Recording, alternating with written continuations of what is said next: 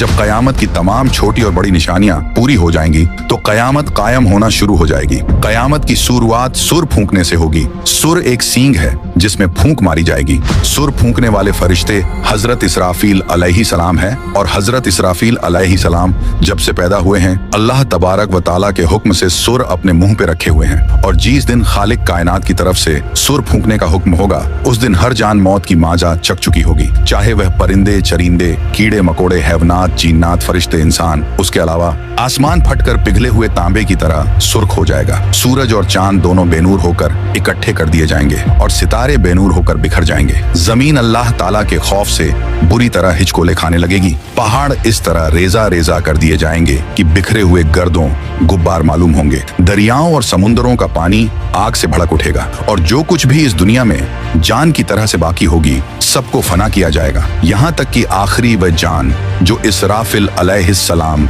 सुर फूंक रहे होंगे अल्लाह ताला उन्हें भी मौत अता करेंगे और उस दिन सिर्फ और सिर्फ तन्हा रब्बे जुल जलाल की जात बाकी रहेगी। तो मेरे प्यारे दोस्त, कयामत पार्ट 2 में कयामत के दिन हश्र के मैदान में क्या होगा से लेकर हम गुनहगार उम्मतियों के साथ जन्नत और जहन्नम में क्या क्या होगा आप लोग इस वीडियो में जानेंगे। तो आप लोगों से गुजारिश है कि आप लोग इस वीडियो को पूरा देखें और हाँ, एक लाइक शेयर करके अपने दोस्त और घर वालों को भी दिखाएं। तो मेरे भाई, अब उसके बाद जब रब ताला की मर्जी होगी तो फिर से इसराफिल अलैहिस्सलाम को उठाएंगे। अब उन्हें दोबारा सूर फूकने का हुक्म होगा तो फिर से वह सूर फूकेंगे। तो आदम अलैहिस्सलाम से लेकर कयामत तक जितने भी जान आए थे फिर से सबको उठाया जाएगा और उस वक्त सबसे पहले कब्र से बाहर ताजदार कायनात इमामुल अंबिया हजरत मोहम्मद मुस्तफा सल्लल्लाहु ताला अलैहि वसल्लम तशरीफ लाएंगे। इसके बाद हजरत मूसा अलैहिस्सलाम अपनी कब्र से उठ खड़े होंगे। फिर बाकी लोग भी अपनी कब्रों से बाहर निकलना शुरू हो जाएंगे और वह सब हश्र के मैदान में लाए जाएंगे और वहां सब मर्द और औरतें नंगे बदन और नंगे पांव के साथ होंगे।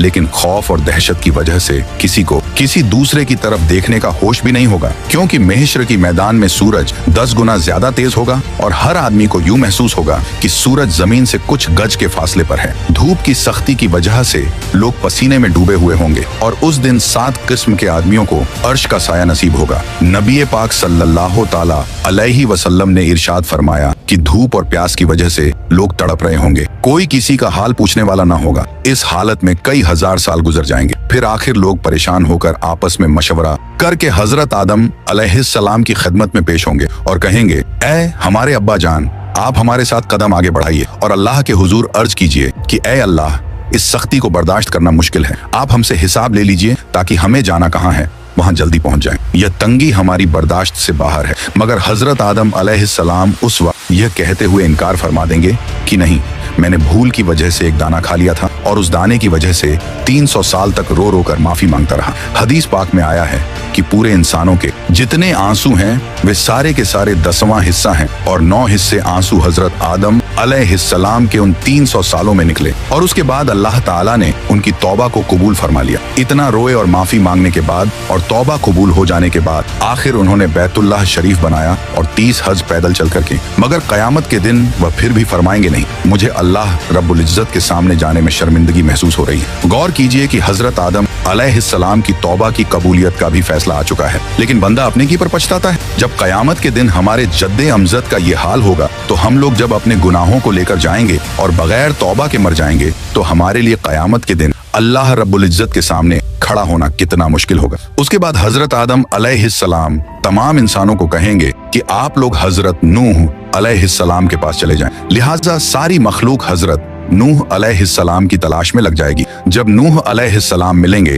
तो मखलूक अर्ज करेगी, ऐ आदम सानी, आप हमारे लिए अल्लाह की हुजूर में सिफारिश कर दीजिए और हमें अल्लाह के सामने पेश कर दीजिए। हजरत नूह अलैहिस्सलाम उनको फरमाएंगे कि नहीं, मैंने अपने बेटे के लिए दुआ कर दी थी और अल्लाह ताला ने फरमाया था, ऐ नूह, ऐसी दुआ न कीजिए कि कहीं आपको नबुवत के मर्तबे से उतार न दिया जाए। इसलिए मुझे तो उस फरमान से डर लगता है कि मैं वह दुआ ही क्यों कर बैठा था। मैंने अल्लाह ताला के हुजूर फौरन माफी मांगी थी, लिहाजा मैं अल्लाह ताला के हुजूर पेश नहीं हो सकता। हजरत नूह अलैहिस्सलाम का असल नाम अब्दुल गफ्फार था, मगर वह उस दुआ के मांगने के बाद इतना रो कि उनका नाम नूह पड़ गया। नूह का मतलब है नूहा करने वाला, यानी रोने वाला। इतना रोने के बावजूद कयामत के दिन अल्लाह रब्बुल इज्जत के सामने जाने से जब उनको इतना डर लगेगा तो सोचना चाहिए कि हम तो अपने गुनाहों पर रोते भी नहीं, बल्कि जब गुनाह करते हैं तो खुशी खुशी दूसरों को बताते हैं कि मैंने फला गुनाह किया है। तो फिर हम सब कयामत के दिन